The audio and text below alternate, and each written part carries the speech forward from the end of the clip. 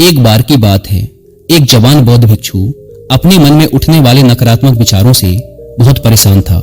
ना चाहते हुए भी उसके मन में तरह तरह के गलत विचार आते रहते। उसका स्वभाव भी काफी चिड़चिड़ा हो गया था।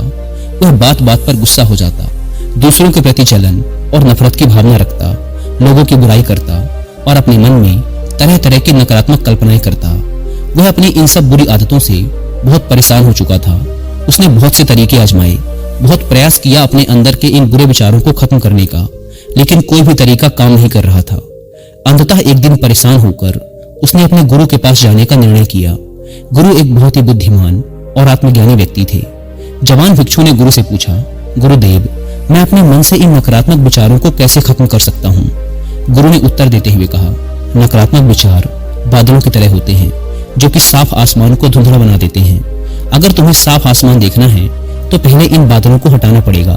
ठीक इसी प्रकार अगर तुम अपने दिमाग से नकारात्मक विचारों को खत्म करना चाहते हो तो सबसे पहले तुम्हें इन नकारात्मक विचारों के मूल कारणों को पहचानना और उन्हें नष्ट करना पड़ेगा।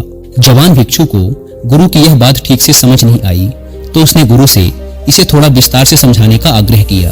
तब गुरु ने शिष्य को एक कहानी सुनानी शुरू की। एक बार एक व्यक्ति जंगल से गुजर रहा था। तभी उसे रास्ते पर एक सर्प दिखाई पड़ा। सर्प को देखते ही वह व्यक्ति डर गया और वहां से भागने लगा। जैसे ही वह दौड़ा, उसका पैर एक पत्थर से टकरा गया और वह वहीं गिर पड़ा। उसने खुद को बुरी तरह घायल कर लिया था। जब वह उठा और पीछे मुड़कर देखा तो पाया कि वहां कोई सर्प नहीं बल्कि सर्प के आकार की एक लकड़ी थी जो कि रास्ते पर पड़ी हुई थी। यह देखकर उस व्यक्ति को महसूस हुआ कि उसे नुकसान पहुंचाने का कारण वह सर्प नहीं बल्कि उसके खुद के अंदर बैठा डर और नकारात्मक विचार हैं जिसने उसे घायल कर दिया। कहानी खत्म करते हुए गुरु ने उस जवान भिक्षु से कहा, मन के नकारात्मक विचार इस कहानी के सर्प की भांति हैं जो तुम्हारी परेशानी का मूल कारण